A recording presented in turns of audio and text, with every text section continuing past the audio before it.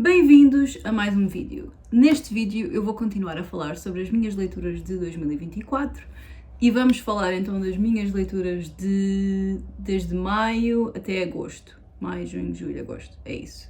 O primeiro livro que eu li em maio foi um livro de um autor português, Os Crimes do Verão de 1985, do Miguel Dalt. Numa noite de verão de 1985, duas crianças e a sua ama desaparecem numa noite de tempestade sem deixar rasto. Esta história passa-se na ilha do Poço Negro, que é supostamente uma pequena ilha que fica muito perto de Lisboa, e pouco tempo depois deste crime acontecer, o namorado de Beatriz é considerado culpado e é preso. Mas os corpos das crianças e da Beatriz nunca apareceram, portanto nunca se soube ao certo se ele era culpado ou não. Fast forward to the future.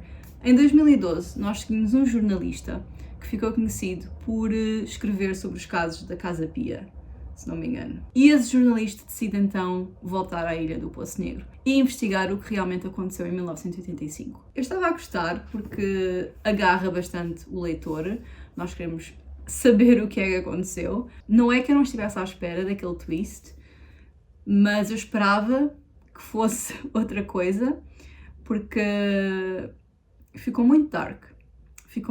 E é só isso que eu vou dizer. Eu dei 3 estrelas a este livro. O outro livro que eu li em maio foi o Just for the Summer, da Abby Jimenez.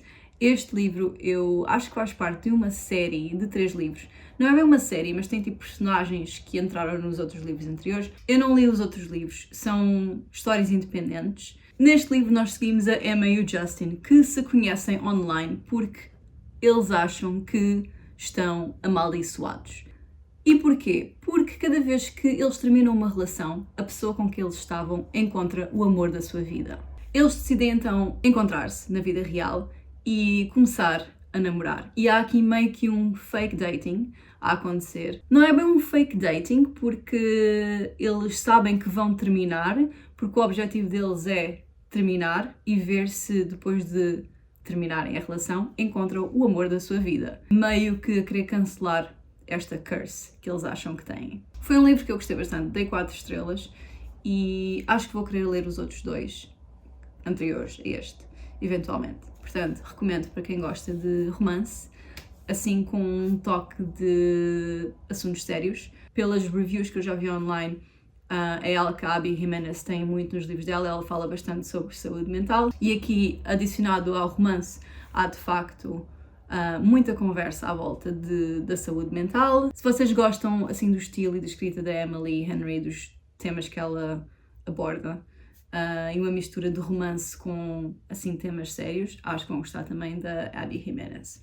Falando em Emily Henry, o outro livro que eu li foi o Funny Story. Eu não gostei do livro que saiu ano passado desta autora, que foi o Happy Place. Demorei 500 mil anos a ler. Mas o Funny Story, devo dizer que sim, esta é a Emily Henry que eu gosto. Eu adorei este livro, dei 5 estrelas, li tipo em 2 ou 3 dias. Acho que é o meu segundo favorito da Emily Henry, arrisco-me a dizer. Neste livro nós estamos aqui a seguir então um casal no início, que são a Daphne e o Peter. E eles estão engaged to be married, ou seja, eles vão casar. O que é que acontece? Na despedida de solteiro, o Peter decide que afinal está apaixonado pela sua amiga de infância, a Petra. A Petra também tem um namorado, que é o Miles. Eles decidem então acabar. Todos. A Petra e o Miles, a Daphne e o Peter decidem acabar. Ou seja, já não vai haver casamento. O Peter fica com a casa onde eles estavam a morar, porque a casa era dele, e a Petra muda-se para essa casa. E a Daphne fica sem sítio para onde ir. E então, o que é que acontece a partir daqui? O Miles fica com um spare room na casa dele e a Daphne muda-se com o Miles. Ou seja, a Daphne está agora a morar com o ex da atual do ex dela. Percebem? A partir daqui vão acontecer bastantes coisas engraçadas e vamos ter aqui uma espécie de fake dating em que o Miles e a Daphne fingem que estão a namorar para fazer ciúmes aos seus ex, mas ao mesmo tempo eles estão a desenvolver aqui uma relação bastante fofinha entre os dois. Portanto, Emily Henry no seu melhor. Passemos então para junho. Eu li então o Belladonna, da Adeline Grace. Este livro é meio que uma fantasia gótica. A morte é uma personagem neste livro, que foi basicamente aquilo que me chamou a atenção para o ler. Nós seguimos então a Signa Farrow neste livro, que é uma órfã e foi basicamente criada por várias pessoas que só tinham um interesse em comum, que é a fortuna dela. Mas a Signa pensa que está cursed, porque todas as pessoas com quem ela tem contacto acabam por morrer. E então é aqui que a morte como personagem entra nesta história, porque ela consegue falar com a morte. Quando esta história começa, ela está a morar com a tia, que acaba por morrer. Quando a tia dela morre, ela não tem outro sítio para onde ir, senão com as últimas pessoas que lhe restam na família, que são os Hawthorns, que moram em Thorn Grove. Quando ela se muda para esta casa, nós vamos então seguir aqui um mistério que está a acontecer, que tem a ver com a mãe, ou seja, a mulher do dono da casa. Eu acho que eles eram tios, mas não tenho a certeza. Que faleceu há alguns anos e ela começa a ver o espírito dessa mulher a dizer que foi envenenada, ou seja, a morte dela não foi acidental. Eu gostei bastante deste, dei 4 estrelas e gostava de continuar a série. O segundo é Foxglove e o terceiro é o Wisteria, que saiu este ano. Portanto, talvez leia em 2025, não sei. Recomendo para quem gosta de fantasia gótica. Ainda em junho eu fui a Lisboa e comprei assim uma data de livros de autores portugueses. E li todos nas minhas férias. O primeiro foi O que Escondemos na Luz, da Lara Félix, que eu estava super entusiasmada para ler. Acho que a Lara é uma pessoa muito querida e de vez em quando falamos assim no Instagram e eu estava muito curiosa para ler o primeiro livro dela e obviamente queria comprar e apoiar. Neste livro nós seguimos a Lua e a Sol, que são melhores amigas, e este livro começa quando as duas têm 10 anos e estão a brincar na casa da Lua e acontece uma explosão. E o que é que acontece? Os pais da Lua morrem e a Lua desaparece e o corpo dela nunca é encontrado. Seguimos então a Sol anos mais tarde, quando ela vai para a universidade, e a forma como esta tragédia que lhe roubou a melhor amiga a influenciou durante a sua adolescência e o início da vida adulta. Ela vai então conhecer aqui um rapaz, que é o David, na faculdade, que vai mudar tudo para ela. Este livro deu uma volta que eu não esperava e acho que é um livro muito importante. É difícil falar sobre ele sem dar spoilers. Fiquei bastante feliz pela Lara e estou curiosa para saber o que é que ela vai escrever no futuro. Outro livro que eu li de um autor português foi O Admirável Mundo Verde, da Filipa Fonseca Silva. E este livro é super pequenino. Este livro é uma distopia que se passa num futuro assim não tão distante quanto isso, em que um grupo de ativistas pelo clima decide radicalizar-se e derrubar o sistema. Portanto, a partir daí nós vamos seguir uma sequência de acontecimentos após esta revolução. Gostei bastante e para quem gosta de distopias e principalmente para temas relacionados com o ambiente e com a mudança do clima, eu recomendo muito. E estou curiosa para ler outros livros da Filipa Fonseca Silva. Eu acho que ela escreveu outros livros antes deste. Depois li outro livro que eu adorei, também de uma autora portuguesa, O Amor e Outras Mentiras, da Andreia Ramos. Eu costumo recomendar para fãs da Proposta, o filme com a Sandra Bullock e o Ryan Reynolds. Neste livro nós seguimos então a Vanessa, e a Vanessa tem um melhor amigo que é gay e precisa de um favor. Ele precisa de levar alguém ao casamento da irmã e precisa que essa pessoa finja que é a sua namorada. E então pede à Vanessa, à sua melhor amiga. E a família dele é extremamente conservadora, ou seja, ninguém sabe da sua orientação sexual. Portanto, a Vanessa decide então aceitar este desafio. A partir daí vão acontecer muitas coisas engraçadas. Temos aqui uma personagem hilariante, que é a personagem da avó, que me fez lembrar a Betty White. Eu recomendo este livro para limpar assim o palato da vida real e de leituras mais pesadas que estejam a fazer. Achei mesmo super engraçado e estou curiosa para ler mais livros da Andreia Ramos no futuro. Pessoal, o próximo livro é nada mais nada menos do que A Cicatriz, de Maria Francisca Gama. O que é que eu tenho a dizer sobre este livro?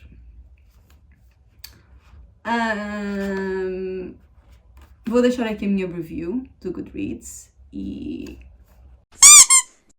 O outro livro que eu li em julho foi o The Secret Garden e eu amei este livro completamente. Eu já estava familiarizada com a história porque eu vi o filme imensas vezes, o filme que saiu nos anos 90, e eu sempre gostei bastante desta história.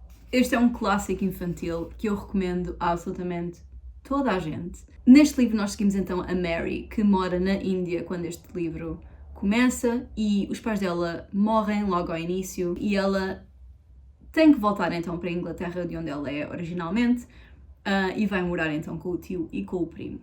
Quando ela chega a essa casa, ela é uma criança bastante... Ela tem muito ódio dentro dela e é uma criança que não tem muita alegria de viver. Nessa casa ela vai então descobrir um jardim que está fechado há muitos anos, e ela encontra então a chave desse jardim, e é o jardim secreto, e é uma história fantástica de amizade. Nós vamos então aqui seguir a ligação que ela tem com o primo e com outro menino que mora algures na floresta perto da casa grande onde eles estão. Este livro é simplesmente fantástico e fala da forma como a natureza pode curar os nossos corações. E é mesmo assim. Depois li o A Little Princess, que é da mesma autora do Secret Garden. Semelhante ao da Secret Garden, eu também já conhecia a história de A Little Princess, porque também vi o filme nos anos 90 e é um filme que sempre me fez chorar.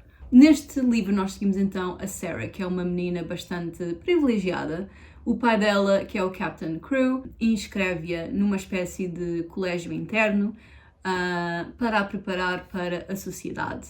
E enquanto ela está nesse colégio, ela tem todos os luxos que o pai dela pode comprar, porque eles são uma família bastante abastada. Apesar dela ser uma criança bastante privilegiada, que basicamente pode ter tudo aquilo que ela quer, ela é muito doce, muito meiga, muito amiga de toda a gente. Quando ela está neste colégio interno, chega a notícia de que o pai dela morreu. E com ele foi toda a fortuna da família. Basicamente era tratada como uma Little Princess neste colégio, e como ela não tem fortuna nenhuma e a dona do colégio é assim uma pessoa muito amarga, ela força a Sarah a ser uma escrava, basicamente.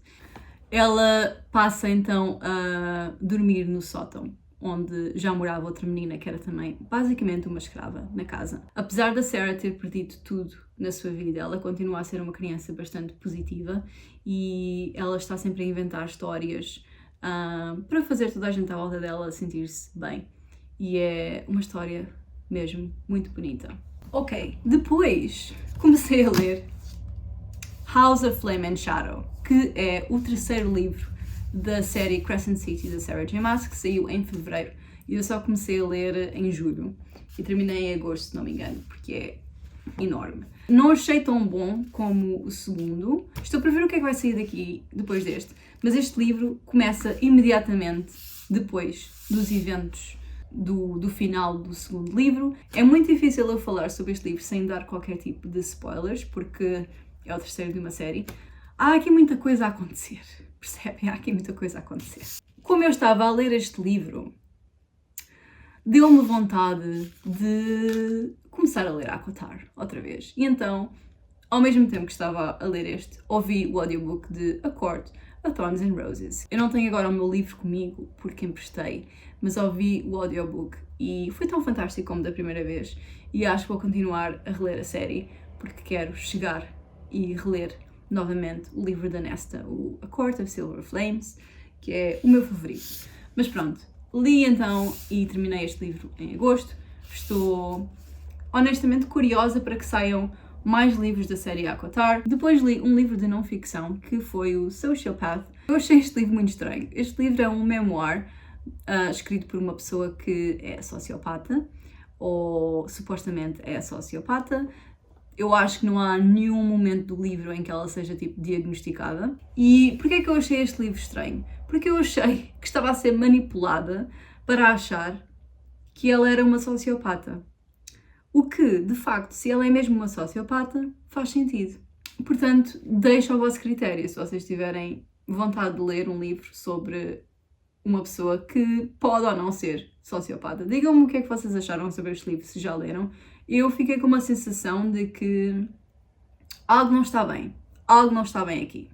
Depois ouvi um audiobook, que foi o The Big Swiss. Neste livro nós seguimos então a Greta e o trabalho dela basicamente é transcrever sessões de terapia, ou seja, essas sessões são gravadas e ela escreve as sessões para o terapeuta. Obviamente que ela tem que assinar 1000 documentos em como aquilo é super confidencial, ela não pode partilhar nada. E então há uma paciente específica que a chama a atenção e há um dia em que ela está a passear no seu parque local e ela reconhece a voz dessa pessoa como sendo uma das pacientes. E então ela começa a ficar meio que obcecada por ela e vamos ter aqui uma relação a desenvolver entre estas duas mulheres, mas obviamente ela não sabe que a Greta sabe basicamente tudo sobre a vida dela, portanto fica bastante confuso.